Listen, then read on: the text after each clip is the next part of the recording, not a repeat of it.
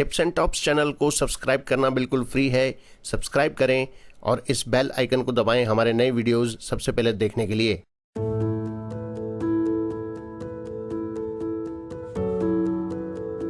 स्वामी राम सुखदास जी महाराज को शत शत नमन। आज का विषय है वर्ण व्यवस्था का तात्पर्य।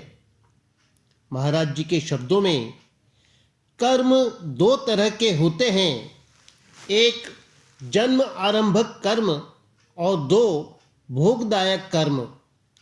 जिन कर्मों से ऊंच नीच योनियों में जन्म होता है वे जन्म आरंभक कर्म कहलाते हैं, और जिन कर्मों से सुख दुख का भोग होता है वे भोगदायक कर्म कहलाते हैं। भोगदायक कर्म अनुकूल प्रतिकूल परिस्थिति को पैदा करते हैं, जिसको गीता में अनिष्ट, इष्ट और मिश्र नाम से कहा गया है। गहरी दृष्टि से देखा जाए तो मात्र कर्म भोगदायक होते हैं, अर्थात जन्म आरंभक कर्मों से भी भोग होता है और भोगदायक कर्मों से भी भोग होता है।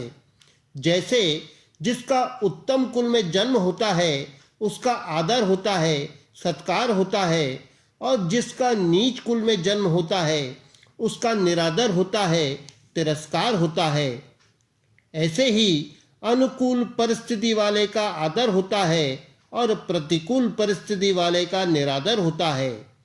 तात्पर्य है कि आदर और निरादर रूप से भोग तो जन्म आरंभक और भोगदायक दोनों कर्मों का होता है, परंतु जन्म आरंभक कर्मों से जो जन्म होता है उसमें आदर निरादर रूप भोग गौण होता है, क्योंकि आदर निरादर कभी कभी हुआ करते हैं, हरदम नहीं हुआ करते।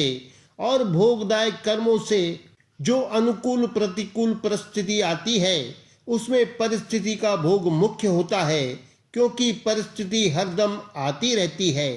भोगदायक कर्मों का सदुपयोग दुरुपयोग करने में मनुष्य मात्र स्वतंत्र है, अर्थात वह अनुकूल प्रतिकूल परिस्थिति से सुखी दुखी भी हो सकता है और उसको साधन सामग्री भी बना सकता है।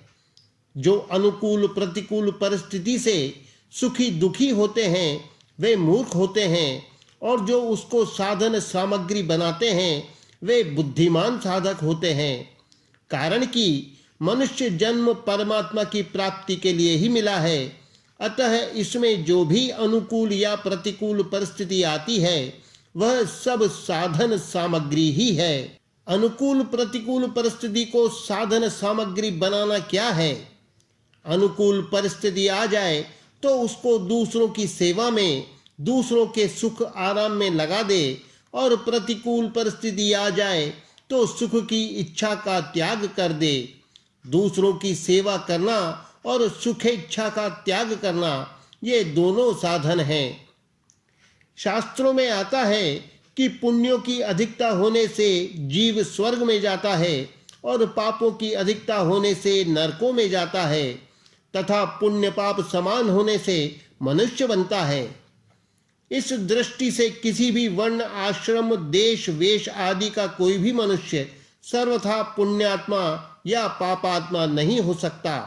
पुण्य पाप समान होने पर जो मनुष्य बनता है उसमें भी अगर देखा जाए तो पुण्य पापों का तारतम्य रहता है, अर्थात किसी के पुण्य अधिक होते हैं और किसी के पाप अधिक होते हैं। ऐसे ही गुणों का विभाग भी है। कुल मिलाकर सत्व गुण की प्रधानता वाले ऊर्ध्वलोक में जाते हैं, रजोगुण की प्रधानता वाले मध्य लोक अर्थात मनुष्य लोक में आते हैं, और तमोगुण की प्रधानता वाले अधोगति में जाते हैं। इन तीनों में भी गुणों के तारतम्य से अनेक तरह के भेद होते हैं।